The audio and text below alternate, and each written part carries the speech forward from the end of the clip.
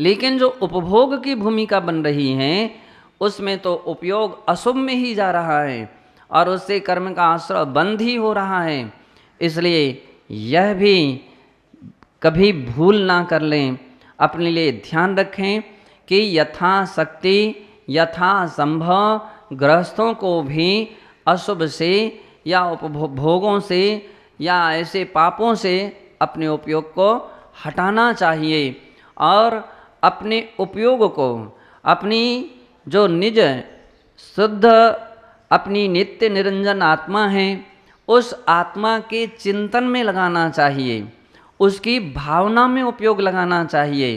कहते हैं जो बार बार अपनी शुद्धात्मा का भावना भी भाता है, ऐसा अविरत सम्यक दृष्टि अथवा देश वृत्ति या सकल वृत्ति सराग सम्यक दृष्टि क्यों ना हो, रोज रोज अनवरत भावना बहाने वाला व्यक्ति निरंतर अपने अंदर में ऐसे संस्कार उत्पन्न कर लेता है कि मुनि बनते ही वे संस्कार उसके लिए इतने प्रभावशाली हो जाते हैं कि थोड़े समय में ही उपयोग अंतर्मुहूर्त का उपयोग भी शुद्धात्मा में लगा, स्थिरता बनी, उतने में ही वो श्रेणी आरोहण करके घातिया कर्मों का क्षय कर लेते हैं। किसी व्यक्ति ने एक बार पूछा था कि भरत चक्रवर्ती के लिए ऐसा क्या उसका पुण्य का उदय था या क्या पुरुषार्थ था कि एक अंतर्मुहूर्त दीक्षा लेते ही अंतर्मुहूर्त में उनको केवल ज्ञान हो गया। तो इसका मुख्य कारण था कि उन्होंने गृहस्थ अवस्था में ही इतना भेद विज्ञान का अभ्यास बना लिया, इतना भेद विज्ञान का अभ्यास बना लिया और अपनी शुद्धात्मा के भावना इतनी अच्छी भाई, इतनी उत्तम और श्रेष्ठतम भावना भाई कि निर्ग्रंथ मुनि दीक्षा लेते हुए असंख्यात गुणी कर्मों की संवर निर्जरा करके केवल ज्ञान को प्राप्त कर लिया। एक ऐसी विशेषता है, भावना भी कभी निष्फल नहीं होती हैं। सच्चे मन से भाई गई भावना में कहते हैं कि देर हो सकती है लेकिन अंधेर नहीं हो सकती है। इसलिए भावना भवनाशिनी कहा गया। भावना भी परंपरा से भव के विनाश का हेतु बन जाती हैं, कर्मों के क्षय का हेतु बन जाती हैं। रोज रोज ऐसी भावना भाने से हो सकता है अपने लोगों में भी कोई ऐसे व्यक्ति निकल आए कि जो कैसे भरत चक्रवर्ती की तरह अंतर्मुहूर्त में कर्मों का क्षय करके दीक्षा लेते ही अंतर्मुहूर्त में कर्मों का क्षय करके निर्वाण को प्राप्त कर लें, केवल ज्ञान को प्राप्त कर लें। दूसरी बात ये है, कतिपय लोग ऐसा सोच लेते हैं कि भरत चक्रवर्ती ने तो दीक्षा ही नहीं ले पाई थी, कपड़े उतारते ही उतारते उनको केवल ज्ञान हो गया। तो ध्यान रखो कि ऐसा कभी नहीं हो सकता है। कपड़े उतारते उतारते ध्यान हो जाए तो दो काम नहीं होंगे। अगर कपड़े उतारेंगे तो फिर उस समय ध्यान नहीं होगा, निर्विकल्पता नहीं बनेगी, और निर्विकल्पता बन जाएगी तो कपड़े हाथ के हाथ में रह जाएंगे या पहने हो पहने रह जाएंगे। तो कहते हैं अथवा उतार दिए हैं तो फिर वो ध्यान अवस्था बन जाएगी। तो बतलाते हैं कि कपड़े उतारते उतारते नहीं, कपड़े तो उतार करके भी उन्होंने संकल्प पूर्वक अपने मुनि व्रत को अंगीकार करते हैं और आत्मविशुद्धि जगा करके अप्रमत्त गुण स्थान को प्राप्त कर लेते हैं। लेकिन यह भी ध्यान रखिए, केवल एक बार के अप्रमत्त गुण स्थान प्राप्त करके ही किसी को केवल ज्ञान नहीं हो जाता है। उसमें भी अनेकों बार छठा सातवां गुण स्थान होता है, अनेकों बार, और तब कहीं उस ही अंतर मुहूर्त में अनेकों बार छठे सातवें गुण स्थान में झूला की तरह झूलते हुए वे सात ईसय अप्रमत्त गुण स्थान को प्राप्त कर लेते हैं और वहाँ पर फिर श्रेणी आरोहण करते हैं, 6 पक्ष श्रेणी आरोहण करते हैं और अंत में 10वें गुण स्थान के अंत में 3 कर्मों का, पहले अंत में 1 कर्मों का क्षय करते हैं। कौन से कर्म का? मोहिनी कर्म का क्षय करते हैं। और इसके उपरांत 12वें गुण स्थान में वे शेष 3 कर्मों का एक साथ क्षय करके केवल ज्ञान प्राप्त कर लेते हैं। शुक्ल ध्यान की एक ऐसी विशेषता है, कहते हैं पृथकत्व वितर्क नाम का शुक्ल ध्यान की निर्मलता वह मोहिनी कर्म के क्षय में हेतु बनते हैं, और एकत्व वितर्क नाम का शुक्ल ध्यान शेष 3 प्रकार के जो कर्म हैं उन कर्मों के क्षय का हेतु बन जाती है, और वे महापुरुष केवल ज्ञान के धनी हो जाते हैं, केवल ज्ञान से युक्त हो जाते हैं। तो ऐसी अपने लिए पूर्ण रूपेण शुद्ध अवधारणा बनाना चाहिए, और अपने अंदर में एक ऐसी श्रद्धा और एक ऐसे पवित्र निर्मल परिणति अपने अंदर में लाना चाहिए। ऐसे निर्मल भाव उत्पन्न करना चाहिए। कहते हैं कि जिन प्राणियों ने ऐसी पवित्र भावना भाते हैं उनके भावों में निर्मलता आती है। विशुद्धि अंश जहाँ जगे और वहाँ परिणामों में निर्मलता ना आए, ऐसा नहीं हो सकता है। विशुद्धि का अर्थ ही है कि भावों में निर्मलता, और जहाँ भावों में निर्मलता आती है वहाँ नियम से विशुद्धि अंश जगता है, और वह विशुद्धि ही उनके लिए संबर और निर्जरा का हेतु बन जाती है, और वही परंपरा से केवल ज्ञान और निर्वाण का हेतु बन जाती हैं। इसलिए अपन को उसका निरंतर अभ्यास करना चाहिए, प्रयास करना चाहिए। ओम नमः सिद्धि। बंधु, आत्मा के लिए क्षति करने वाले यदि होते हैं तो वह एकमात्र कसाय हुआ करते हैं, और शास्त्रों में कसायों के मूल भेद कितने कहे हैं? 4 भेद कहे गए। कितने? 4 भेद कसायों के कहे गए। पहली क्रोध, दूसरी मान, तीसरी माया और चौथी लोभ। बड़ा आश्चर्य है कि आचार्य महाराज धर्म का व्याख्यान करते हैं तो वे सबसे पहले ये बतलाना चाहते हैं कि धर्म को पाना ज़्यादा कठिन नहीं होता है। जैसे पानी पाने वाला पानी का इच्छुक कुआं खोदता है, आप बतलाएं कि पानी पाना कठिन है कि कुआं खोदना कठिन होता है? तो कुआं खोदना कठिन होता है, पानी पाना ज़्यादा कठिन नहीं है। पानी जहाँ है जितना है उतना ही है, लेकिन उस जल के ऊपर जो परतें जमी हुई हैं उन परतों को निकालना कठिन होता है। यह व्यक्ति आसानता से हर व्यक्ति कह देता है क्रोध नहीं करना चाहिए। कितना सरल है। कौन सा ऐसा संसार में व्यक्ति होगा जो कहता हो कि क्रोध करना चाहिए? है कोई ऐसा कि जो कहे कि क्रोध करना चाहिए? हर व्यक्ति कहता है क्रोध नहीं करना चाहिए, और हर व्यक्ति कहता है क्षमा धारण करना चाहिए।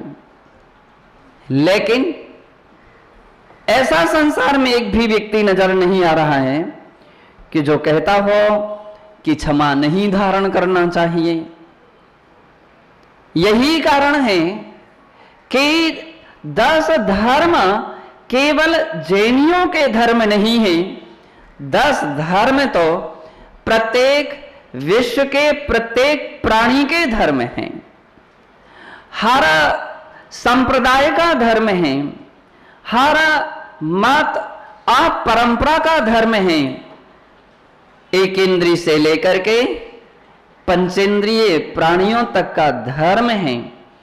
और तो क्या, संसारी प्राणी हो या मुक्त जीव हो, सभी का धर्म उत्तम क्षमा है।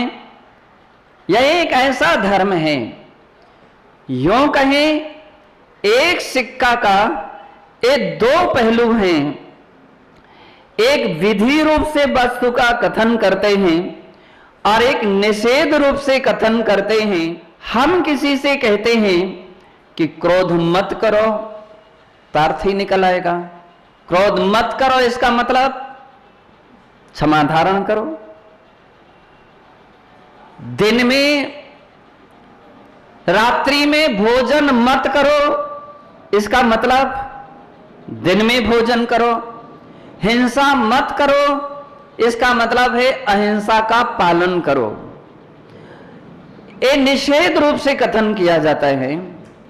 और विधि रूप से जब हम कथन करते हैं तब ये कहते दिन में भोजन करने का नियम लो। दिन में भोजन करने का नियम का अर्थ ही है कि रात्रि में भोजन मत करो। अहिंसा का पालन करने का अर्थ ही है कि हिंसा मत करो। और उत्तम क्षमा धर्म को पाने का अर्थ ही है कि क्रोध को छोड़ दो। जब हम इस विचार में डूबते हैं तो ऐसा लगता है कि बहुत बहुत सरलता से अपन लोग बोल देते हैं। जो बोले जाते हैं वे केवल शब्द होते हैं, जो सुने जाते हैं वो केवल शब्द होते हैं, और जो लिखे जाते हैं वो भी केवल शब्द अक्षर होते हैं, और जो पढ़े जाते हैं वह भी केवल शब्द और अक्षर होते हैं। लेकिन अक्षर या शब्द धर्म नहीं होता है, यह हमेशा ध्यान रखिए। शब्द और अक्षर धर्म नहीं होता है, अपितु धर्म को पाने का एक माध्यम होता है, धर्म को समझने का एक तरीका होता है जिसके द्वारा हम उस धर्म को समझते हैं। समस्त तीर्थंकरों ने धर्म को जो शब्दों से समझाया तो उन्होंने कहा कि यह शब्द नहीं पकड़ना, शब्द हमारे धर्म में नहीं है। धर्म तो इससे माध्यम से जो समझाया गया है वह धर्म है। रास्ते में साइन बोर्ड में लिखा रहता है मंदिर जाने का रास्ता, लेकिन यह साइन बोर्ड केवल रास्ता का संकेत करता है, कहीं वह साइन बोर्ड ही मंदिर नहीं है। हम यह भूल जाते हैं और शब्दों को ही पकड़ लेते हैं। बहुत बार ऐसे प्रसंग आते हैं कि जब कोई आपस में कोई बिगड़ जाती है कोई बात और पारा गर्म हो जाता है, क्रोध उत्पन्न हो जाता है, आपस में शब्दों की बौछारें प्रारंभ होते हैं, और जब शब्दों से काम नहीं चलता है तो फिर व्यक्ति कटु शब्दों का प्रयोग करने लगता है, अब शब्दों का प्रयोग करने लगता है, और जब वहां से भी काम नहीं चलता है तो फिर हाथ उठने लगते हैं, हाथ से काम नहीं चलता है तो फिर पांव उठते हैं और हाथापाई शुरू होती है, और जब हाथापाई से भी कोई समस्या समाप्त नहीं होती है तो व्यक्ति पत्थर या लकड़ी उठाता है, और पत्थर और लकड़ी से भी जब समाधान नहीं मिलता है तो फिर अस्त्र और शस्त्र उठा लेता है, एक दूसरे के प्राण लेवा बन जाता है।